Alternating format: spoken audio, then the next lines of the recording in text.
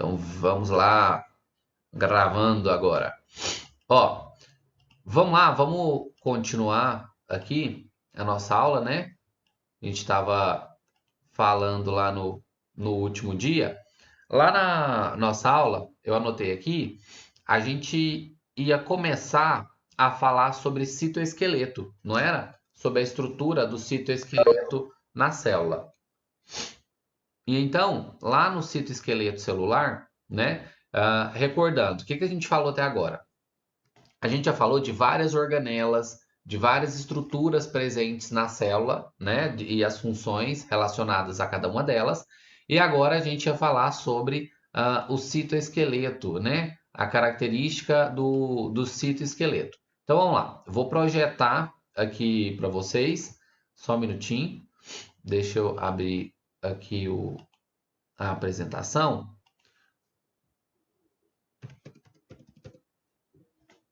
Para a gente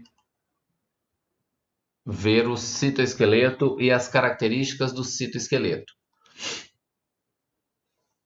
Ó, para o citoesqueleto, deixa eu falar a página aqui que vocês podem acompanhar aí no livro.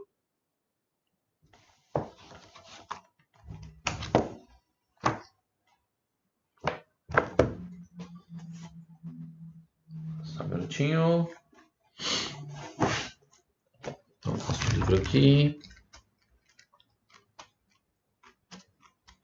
Lembrando que aí nós já estamos quase terminando, né, a estrutura celular. E aí a gente muda o nosso conteúdo aí, né? E nós vamos passar para a parte de ecologia, né?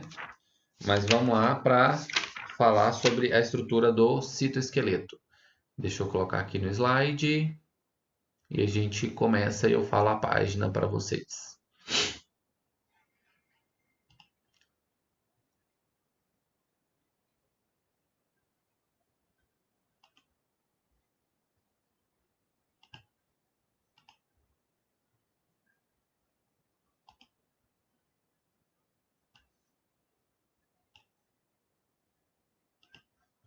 Vamos lá então?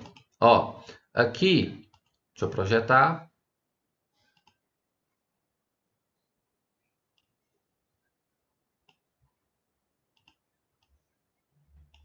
Vai, bora. Agora foi. Pessoal, vocês estão vendo a projeção que eu acabei de colocar aí?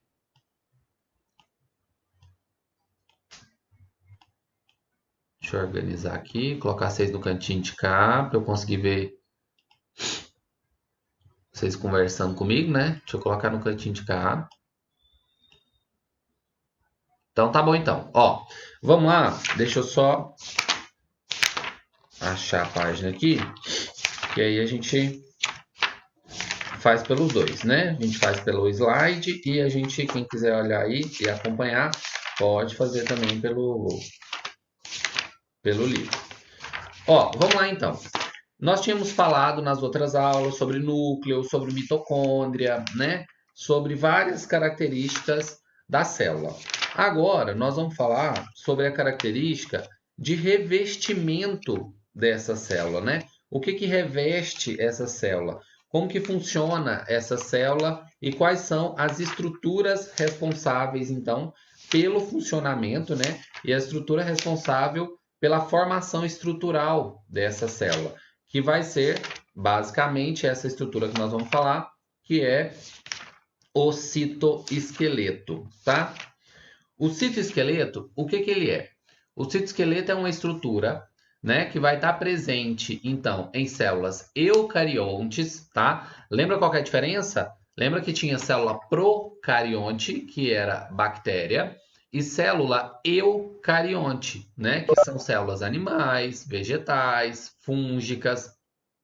Todas essas células são células eucariontes, né? E o único grupo de célula que é procarionte são as células bacterianas, tá bom?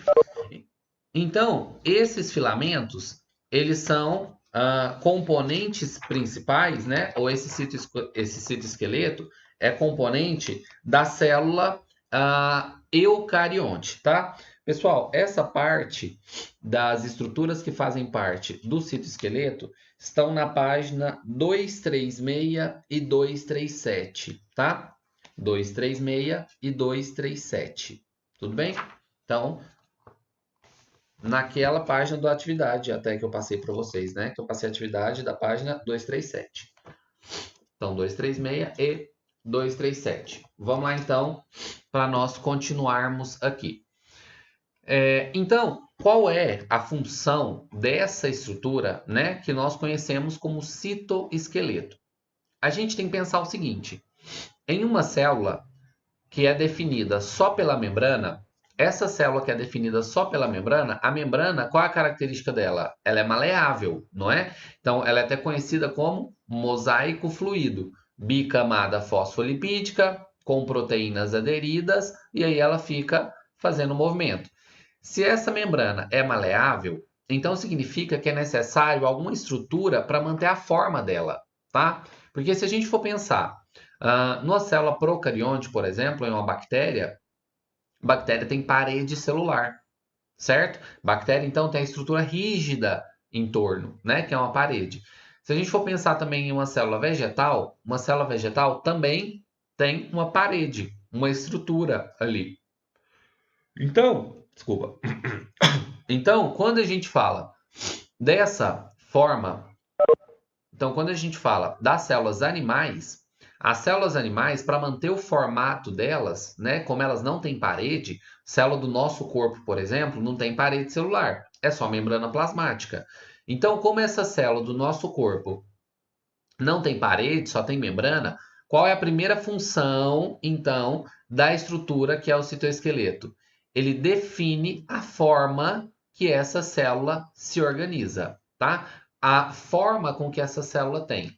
E além de definir qual é a forma que essa célula tem, ele também auxilia na organização das estruturas internas dessa célula. Então, onde fica a posição das organelas, onde fica o núcleo, onde fica o retículo endoplasmático rugoso, retículo endoplasmático liso, fica bem organizadinho ali, então, toda essa estrutura. Por quê? Todas elas ficam ligadas, ou seja, organizadas por conta, então, desse citoesqueleto. Tudo bem? 2. Permite a adesão à célula e suas vizinhas na superfície extracelular.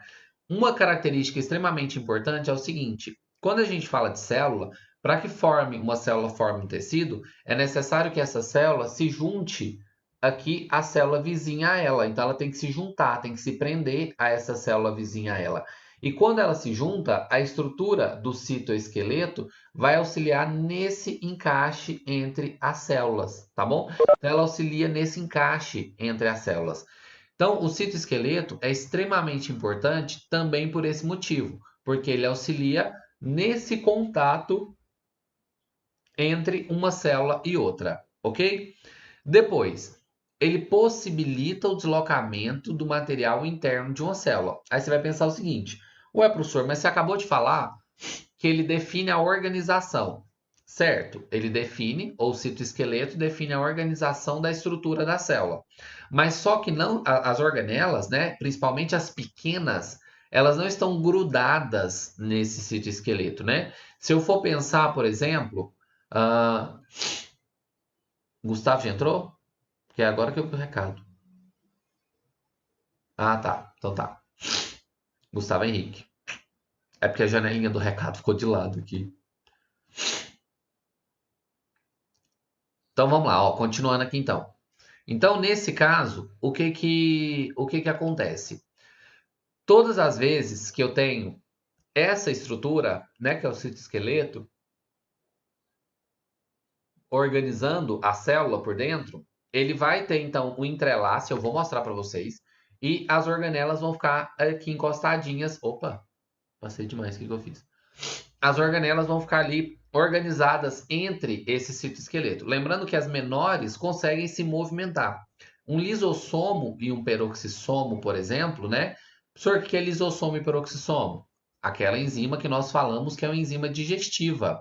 Então, o lisossomo e o peroxissomo, eles ficam ali e eles conseguem se movimentar dentro da célula. Por quê? Como eles vão fazer digestão, eles têm que fazer um caminho dentro dessa célula para encontrar as vesículas digestivas, tá?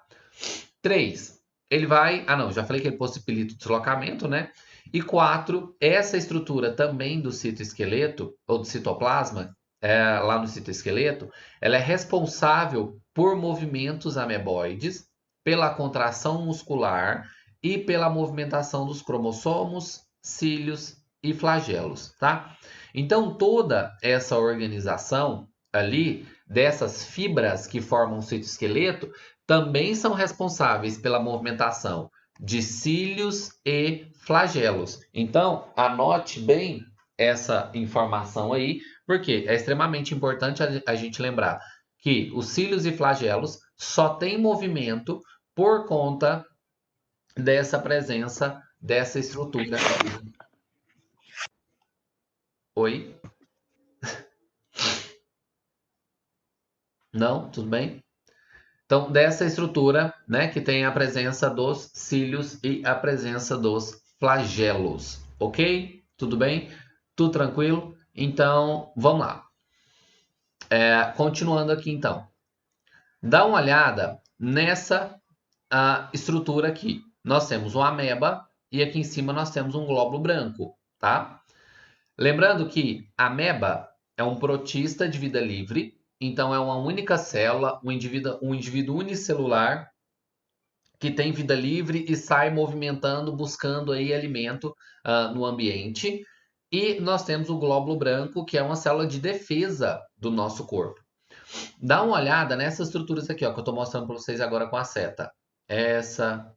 Essas daqui, ó, todas essas, né? Tem até uma que eu deixei marcadinha aqui de vermelho. Essas estruturas aqui são conhecidas como pseudópodes. O que o pseudópode faz? O pseudópode é um alongamento da membrana plasmática e esse alongamento da membrana plasmática serve para a célula englobar as estruturas. Então, ela chega, engloba as estruturas para fazer digestão. No caso do glóbulo branco de defesa, que é o que nós estamos vendo aqui em cima, ele também consegue fazer esse processo de englobar essas estruturas, tá? Então ele consegue alongar e ele consegue então fazer o processo de fagocitose, tá? Professor, qual que é a diferença de fagocitose e a diferença de endocitose? Lembra que a gente comentou sobre isso? Fagocitose é quando a membrana se alonga, ela vai lá na frente e busca a estrutura. A endocitose, pensa que a minha mão aqui é uma membrana. E aí a molécula que vai ser digerida veio aqui em cima. O que ela faz? Entra a molécula e aí ela faz a digestão. A fagocitose não, ela vai lá na frente buscar, tá? Então, nesse caso aqui, nós temos o processo da ameba, que é um processo de alongamento da membrana plasmática para ela se movimentar e para ela se alimentar. E nesse caso aqui do glóbulo branco de defesa também, ele alonga e ele se movimenta para que essa célula consiga buscar as estruturas ali no meio, né, da bactéria, vírus, ali na corrente sanguínea para fazer a defesa do nosso corpo. Tudo bem? Ok? Tranquilo? E aí? Todo mundo acompanhando até agora? Ana Carolina, Eric, Luísa, Manuela, Matheus, Rafael, Stephanie. Boa. O bom que o Darth Vader, né, agora está presente na nossa aula. Faltou só identificar aqui Darth Vader, né? Então, vamos lá, vamos continuar. Não faz isso não. Não. Ó, tá vendo? Depois eu vou levar bronca porque eu tô deixando vocês fazerem isso. Ó, vamos lá, lembrando que aqui nós temos a presença dessa estrutura alongada. Dá uma olhada aí, ó. Essa estrutura alongada é o que vai fazer a fagocitose, certo? O que acontece nesse caso? Presta atenção. Essa célula, ela é chamada de ameba. E ela foi a primeira célula, quando se observou em um microscópio, lá no desenvolvimento dos microscópios, observou-se essa célula, que é uma célula enorme, que é a ameba. e observava que essa célula, que é a ameba, ela conseguia andar, se locomover lá no meio, né, onde eles estavam observando. Tanto que eles imaginaram que essa ameba era um indivíduo multicelular, eram várias células, de tanto que ela era grande, mas ela é uma célula só. Então, hoje em dia, qualquer movimento ou qualquer célula que produza esses alongamentos aqui, ó, que nós conhecemos como pseudópode, para fazer fagocitose, né? Nós falamos que é um movimento ameboide, tá? Então, esse movimento de alongar, buscar, né, para andar ou para buscar alimento, nós chamamos de movimento ameboide. Então, tanto amebas fazem movimento ameboide, quanto outras células, como por exemplo o glóbulo branco de defesa, tem movimentos ameboides. Essa célula, que é o glóbulo branco, é uma ameba? Não. Mas por conta dessa célula, que é a ameba, que tem um citoesqueleto que permite ela fazer esse processo, né, de buscar alimento e se movimentar, esse movimento ficou conhecido como o movimento ameboide. Então, várias células fazem movimento ameboide, inclusive glóbulos brancos de defesa, tá? Quando uma célula é degradada, dá uma olhada aí, ó. Nessa foto está mostrando o citoesqueleto que mantém a célula redondinha, tá? Então, por que a boa parte das células do nosso corpo, né, são redondas, né? Principalmente células sanguíneas, são todas redondinhas, menos a hemácia, né, que tem o fundo prensado, né, porque ela perde o núcleo. Nesse caso aqui, dá uma olhada que bonito que fica a célula quando eles usam um corante para corar só o citoesqueleto. Então, essa célula aqui perdeu as organelas e ela ficou com o citoesqueleto marcado. Então, olha para você ver, a célula ela se mantém no formato original dela por conta da presença do citoesqueleto, tá? Olha essa outra aqui. No caso, essa outra, né? Provavelmente ela era uma célula vegetal e aí a parede celular foi retirada e essa daqui ficou a estrutura, então, do formato da membrana, tá? Lembrando que células vegetais, né?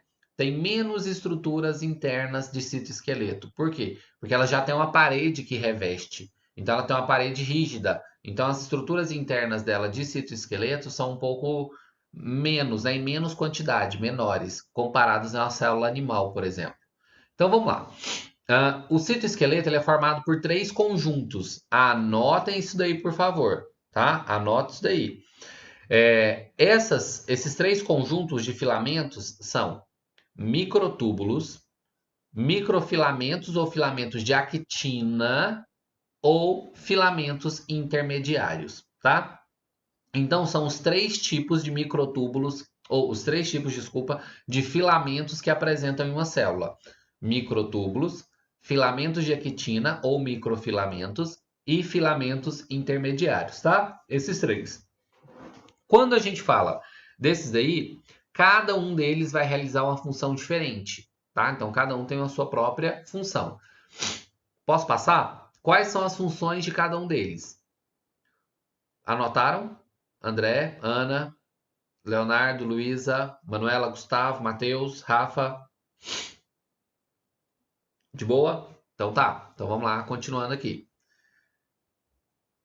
Primeiro, olha a diferença estrutural entre eles. Dá uma olhada aí.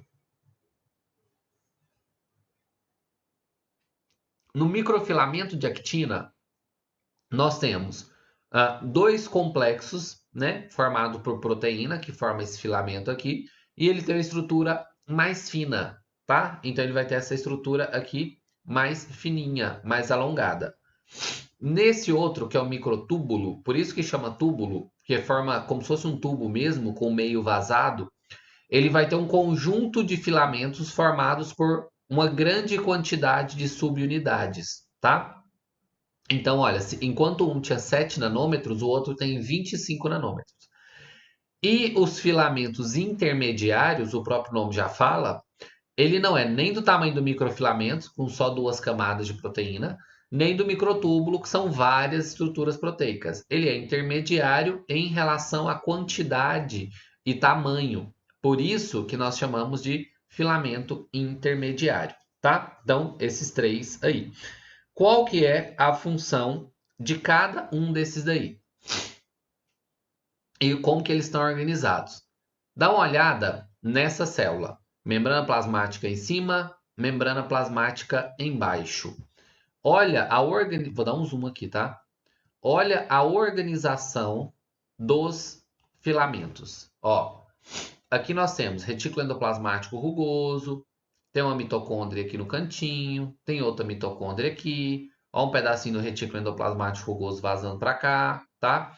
Então, dá uma olhada para vocês verem como que ficam as organelas dentro de uma célula, tá? Porque tem muita gente que acha que você tem a célula, o citoplasma aqui na parte de dentro e as organelas ficam todas lá, né? Balançando para um lado e para o outro, né? Se a gente anda, a organela balança lá e fica toda amassada para um lado, organizada para o outro, tá? E não é assim que funciona. Ó, essas estruturas, elas ficam presas por filamentos, tá? E esses filamentos aqui, eles então mantêm a estabilidade do interior da célula. Então, o que acontece? Olha os três tipos aqui. Primeiro, nós temos aqui embaixo, pequenininho, o microfilamento, ó. Então, o microfilamento, ele é uma estrutura que fica aderida à membrana, tá? A membrana, a estrutura. Os microtúbulos, então olha aqui, microtúbulo, são estruturas, microtúbulo não, filamento intermediário. Ó, aqui o filamento intermediário são aqueles que ligam as organelas, ou seja, eles são alongados e ligam as organelas entre si. E o microtúbulo, ele passa de uma forma longa, né, de uma forma reta entre todas essas estruturas. Para que ele serve então? Para dar estabilidade para essa célula ou para essa estrutura celular. Tudo bem? Então olha como a célula é por dentro. Toda bonitinha, ó. Não é bagunçada lá em que cada estrutura fica pro seu lado lá, movimentando, balançando para cada uma delas, não, tá? Vamos lá então? Qual que é a função de cada uma dessas estruturas? Primeiro, vou dar um zoom aqui, que aí a gente olha cada uma delas separadinhas, tá? Filamentos de actina. Os filamentos de actina, então, são aqueles menorzinhos, tem de 7 a 9 nanômetros, né? E tem função de formar ali um conjunto de proteínas que serve para auxiliar no processo de locomoção ou contração da célula. Tudo bem? Então, esse conjunto de actina-miosina é tão importante que ele vai auxiliar nesse processo de contração da célula, de movimentação da estrutura celular. Lembra de uma doença que chama tétano? Lembra do tétano? Lembra que o tétano faz uma contração involuntária? O processo de contração de uma célula envolve dois conjuntos de proteína, a actina e a miosina, que são dois conjuntos de proteína. O que acontece quando uma célula contrai? Você tem a actina que fica aqui e a miosina nessa posição. Quando a célula contrai, a miosina se sobrepõe sobre a actina. Quando a célula relaxa, ela se solta e elas ficam uma de frente para a outra. Então, contrai, relaxa, tá? Qual que é essa diferença? Lembra que quando existe uma contração muscular, você tem uma diminuição do tamanho da célula? E é por isso que a célula diminui, porque você tem uma actina de cá, uma miosina de cá, e elas vão, então, se sobrepor. Só que da mesma forma que uma célula diminui, nós estamos falando de uma célula muscular, tá? Que é longa, porque é essa célula que contrai, célula do músculo. Ela vai diminuir e aumentar de volume, né? Por isso que os fisiculturistas, quando eles vão para a competição, ficam lá fazendo pose, né? Faz pose aqui, faz pose aqui, faz pose de todos os lados lá, contraindo a musculatura. Por que ele contrai? Porque a actina se sobrepõe à miosina, reduz o tamanho da célula e essa célula aumenta de volume. Então, quando você faz uma contração, faz aí uma contração muscular. Dá uma contraída aí no bíceps, no peito, na coxa, faz uma contração aí. Quando você contrai, o músculo diminui de tamanho. Só que ele diminui de tamanho e aumenta de volume, tá? Então, por isso que a contração muscular é utilizado lá no fisiculturismo lá, para destacar o músculo, né? Para aumentar o músculo de volume. Então, isso só é possível por conta da actina-miosina. E o que tem a ver isso com tétano? O tétano, a bactéria do tétano, libera uma substância que quando a actina e a miosina se sobrepõem, ela encaixa as duas. Ela não permite essas duas se soltarem, tá? Ela liga elas, Gustavo. Ela é como se ela fizesse uma ligação permanente. Então, todo mundo já teve cãibra? Já teve cãibra? Eric, Giovana, Gustavo, André, todo mundo já teve uma cãibrinha aí de dar uma contraída na panturrilha, na perna, na coxa. Teve gente que eu já vi que teve cãibra do abdômen. Fez tanta abdominal que deu cãibra no abdômen. Então, o que acontece? Uma cãibra, o que é uma cãibra? É uma contração muscular involuntária. Quando o músculo contrai e ele firma, mantém essa contração. E aí isso causa muita dor.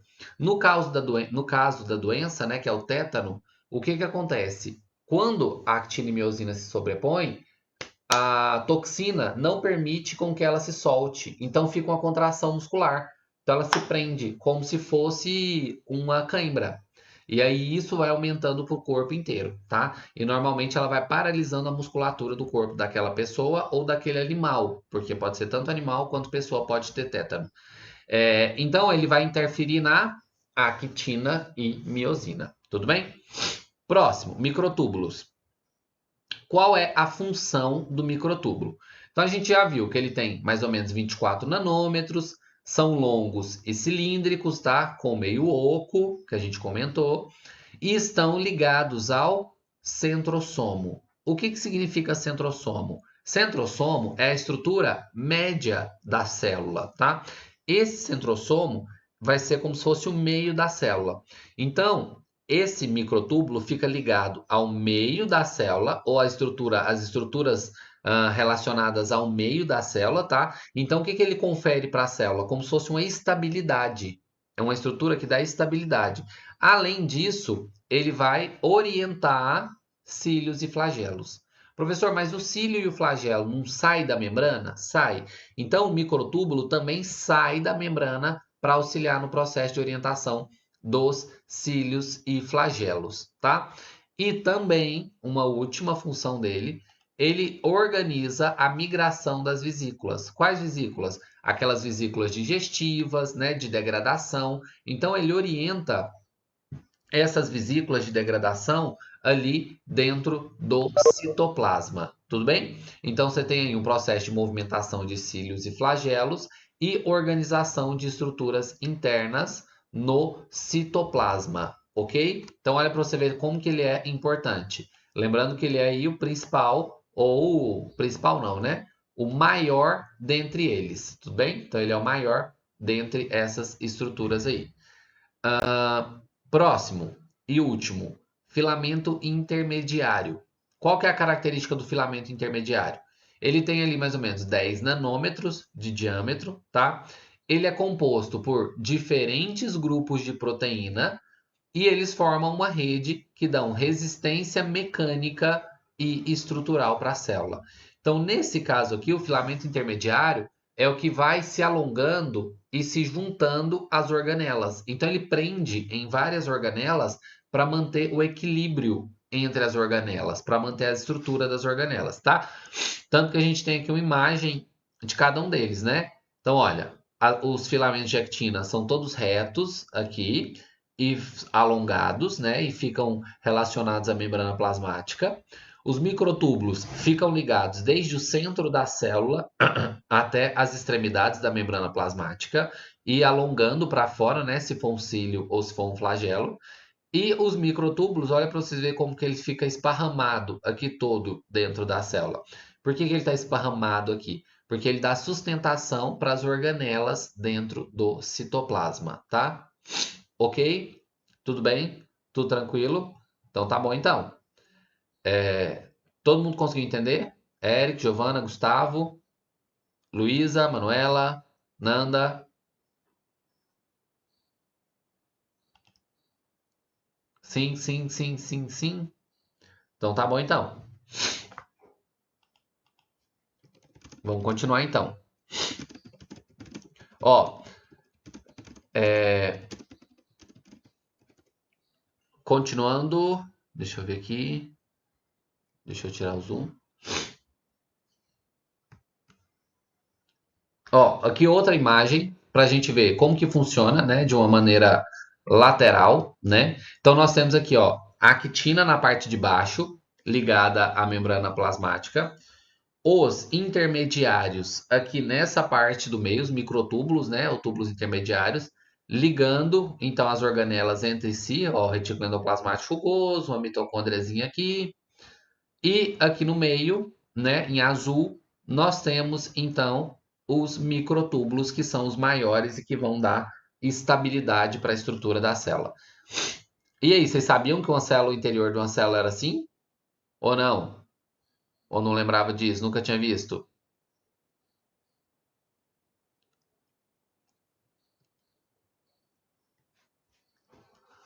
Marromeno? A Luísa achou que tudo era solto, né, Luísa? Que ficava lá tudo balançando ali dentro, né, Manuela? Aí a Ana também achou que tudo ficava ali, né? Solto ali, balançando dentro da célula, né?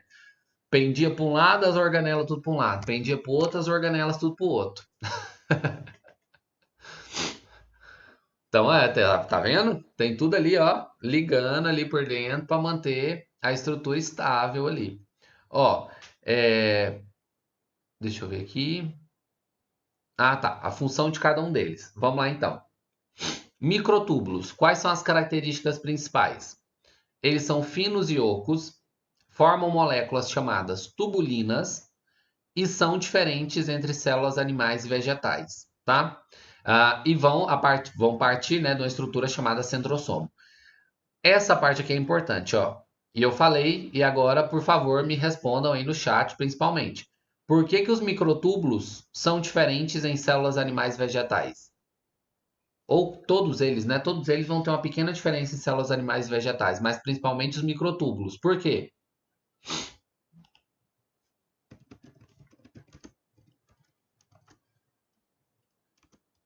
Porque, vamos lá.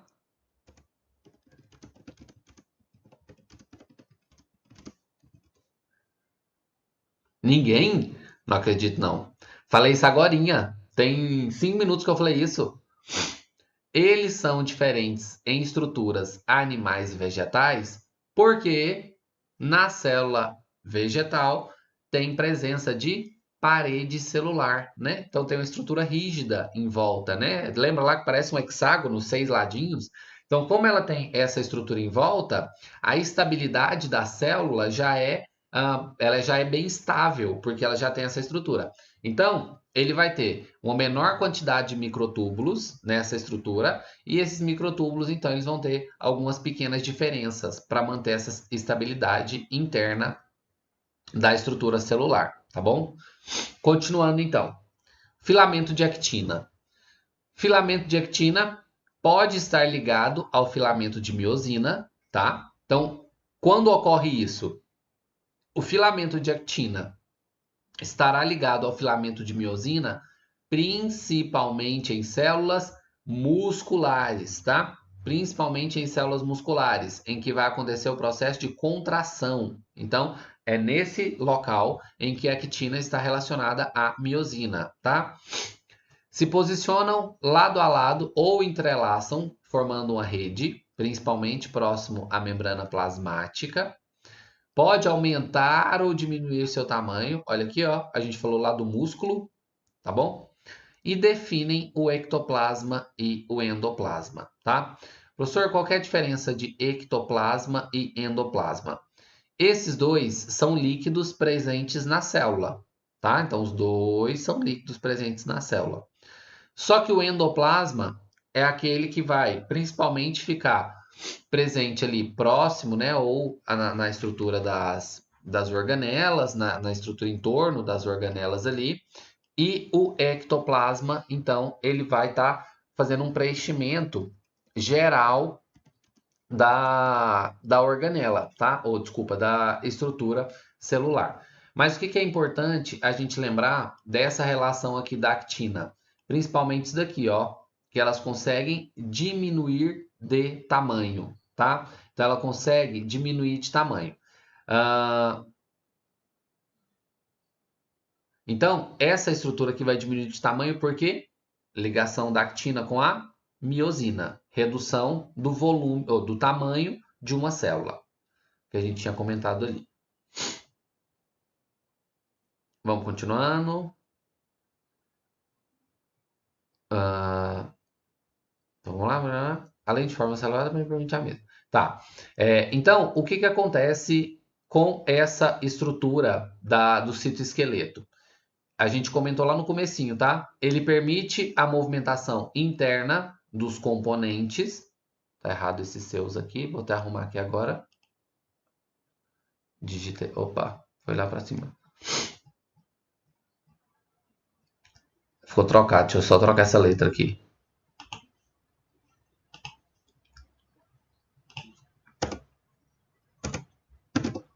Aí, ficar bonitinho, né? Ó, então o citoesqueleto, a gente já falou sobre isso, ele permite o movimento interno dos componentes e permite também o movimento ameboide. Lembrando que movimento ameboide não significa que a célula obrigatoriamente é uma ameba, né? Então é só aquele movimento de formação de pseudópode. Os filamentos intermediários, uma característica marcante deles é que eles não participam do processo de movimentação.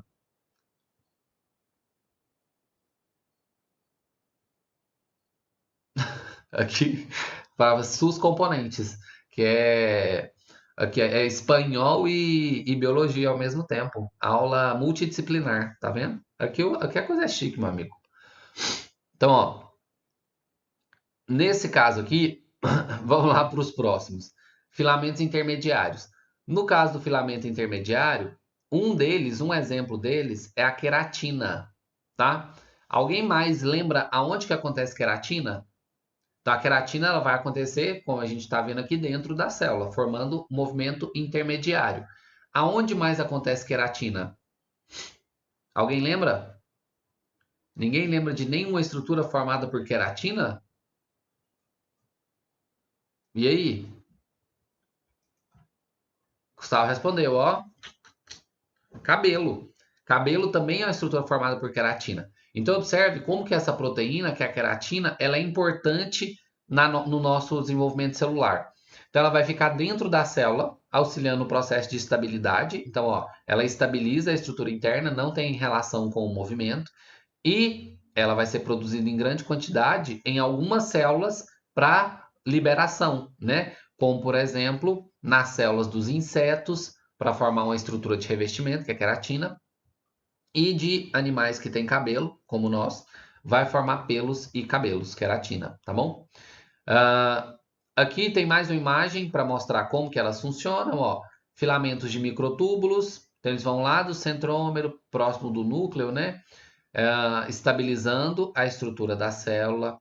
Nós temos aqui os intermediários, que vão fazer a estrutura, a manutenção das organelas, e os microfilamentos, que vão fazer o movimento, ó, ficam todos ali ligados à membrana plasmática, né? Ali na volta, ali em torno dessa estrutura celular. Bem bonitinhos ali, todos em volta. Ok? Vamos lá, então, para uma última função, que é da membrana plasmática em relação a essas estruturas, que é a ciclose. O que é o ciclose? É o movimento contínuo de organelas e substâncias lá no citoplasma, no citossol. Professor, mas você acabou de falar que existem vários microtúbulos, né, que vão auxiliar no processo de manutenção e tem os intermediários que vão auxiliar no processo de manutenção dessas organelas dentro da célula, certo? Mas as organelas não estão presas, não estão fixas. Mesmo que elas tenham esses túbulos intermediários, elas conseguem fazer pequenos movimentos. Lembra que eu falei? Quanto menor for a organela, mais ela consegue se movimentar dentro da célula. Então, esse processo de movimentação de algumas organelas dentro da célula, nós conhecemos como ciclose, tá? Que elas vão se distribuir de maneira a deixar o interior da célula bem organizadinho. Então, por exemplo, mitocôndria, que é uma organela que acontece em grande quantidade dentro de uma célula, né? Dependendo da célula, tem muitas mitocôndrias. Elas vão precisar se organizar em pontos específicos. Lembra que a mitocôndria consegue se multiplicar de maneira independente? Não é porque ela tem DNA próprio, RNA próprio, faz síntese proteica, né? Produção de energia. Então, ela consegue se multiplicar sozinha. como ela consegue se movimentar sozinha, se multiplicar, ela então se posiciona em vários locais. Então, quando ela se multiplica, uma depois vai se movimentando e se aderindo, cada uma a uma posição específica. Isso nós conhecemos como ciclose, que é o processo de organização e de movimentação das organelas e substâncias lá dentro do citoplasma, tá? Então, as organelas estão paradinhas, mas o líquido fica movimentando o tempo inteiro, tudo bem? Então, isso é ciclose. Anota aí, ciclose.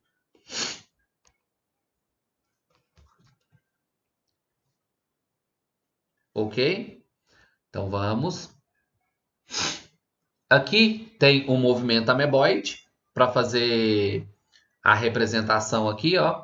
Você tem uma célula e essa célula vai se alongar e ela vai então fazer esse processo, né, de produção de um pseudópode. Olha aqui, ó, marcando com a seta.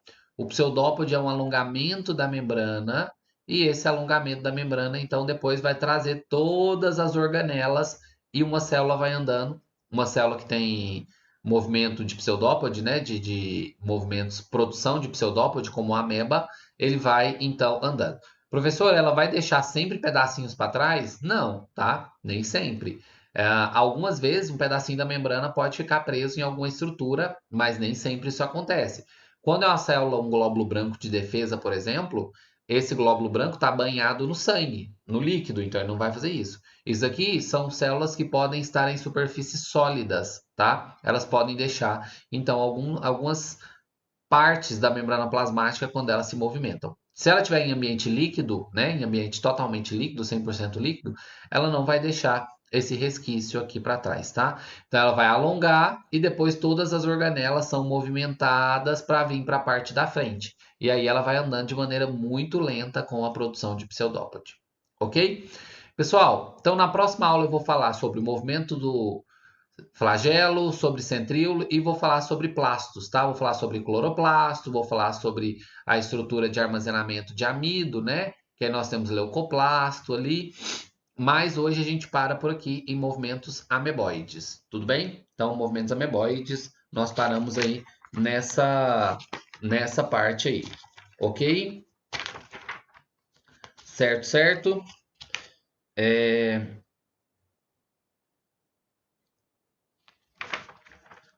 Eu vou mandar uma listinha para vocês lá na nossa plataforma, no Iônica, tá bom?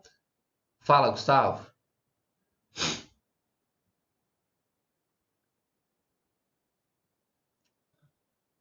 Não, nunca vi.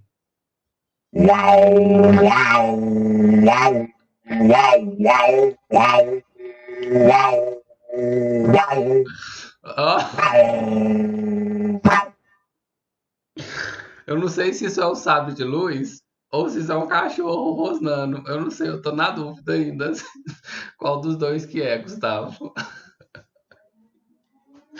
Mas vamos chegar numa conclusão. A gente vai fazer uma pesquisa e vamos chegar numa conclusão para saber o que que é.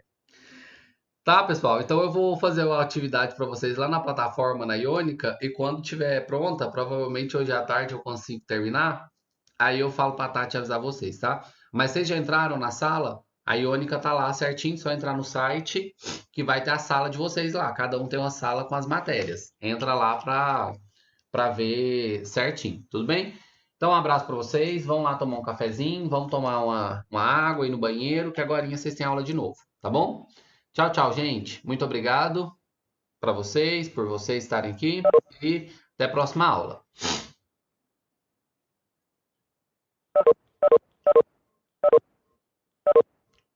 Adeus.